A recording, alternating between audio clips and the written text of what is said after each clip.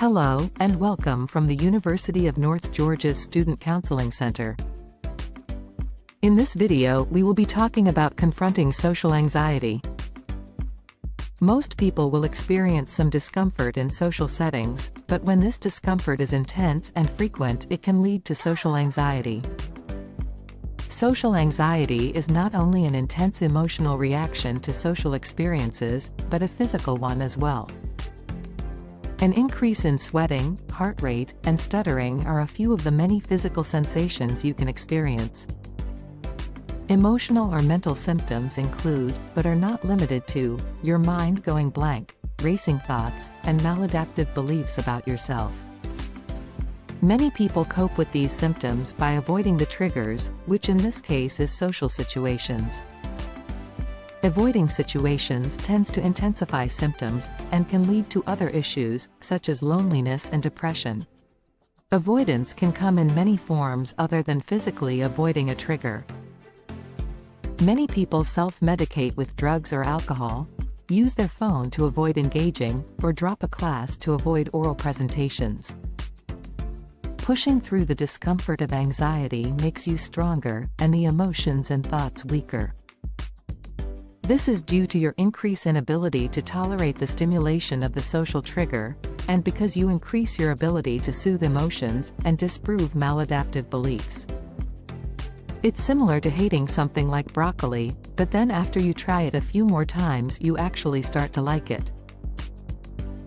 The best way to approach confronting social anxiety is through exposure situations and practicing coping skills. You will want to expose yourself to social situations gradually, in order to slowly increase your comfort level in these types of situations. To start, create a fear hierarchy by creating a list of triggers from least difficult to most difficult, using a 0 to 10 rating scale. Then, begin working your way through the list. Take small steps by increasingly exposing yourself to one of the things on your fear hierarchy, until you get used to the anxiety you feel at each step. Once you are comfortable with that, move to the next anxiety-provoking item on your list. Use your skills to work through any unhelpful thoughts about the situation after you have completed each step. You can reinforce your positive feelings by acknowledging the progress you've made. You can use emotion regulation skills such as deep breathing, counting, and affirmations, to decrease the intensity of the feelings as you work through the steps. Some of the steps on your hierarchy may include practicing social skills, so that you feel more comfortable interacting with others. Some social skills are empathy, problem-solving, listening, reading non-verbal cues, self-awareness, and self-regulation. Let's break some of these social skills down.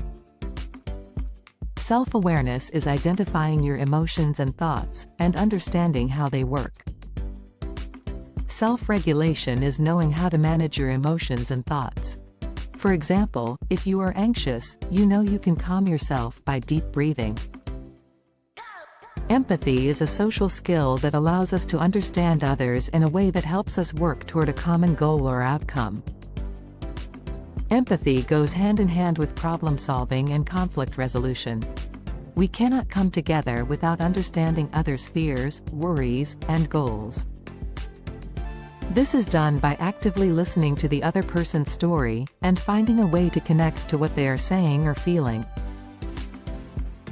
Learning new skills requires practice and repetition before you feel confident in them, and less anxious.